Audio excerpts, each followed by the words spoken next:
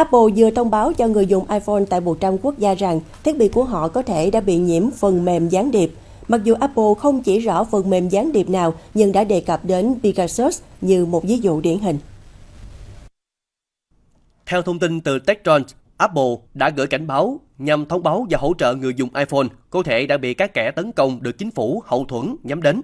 Những cuộc tấn công này thường nhắm vào các cá nhân cụ thể như nhà báo, nhà hoạt động nhân quyền và luật sư, khiến chúng khó phát hiện và ngăn chặn hơn so với các cuộc tấn công mạng thông thường.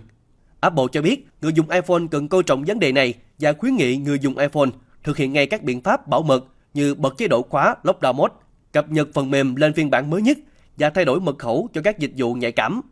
Người dùng được khuyến cáo thận trọng với các liên kết và tiệp đính kèm từ những nguồn không xác định, có thể tìm đến sự hỗ trợ từ các chuyên gia an ninh nếu cần.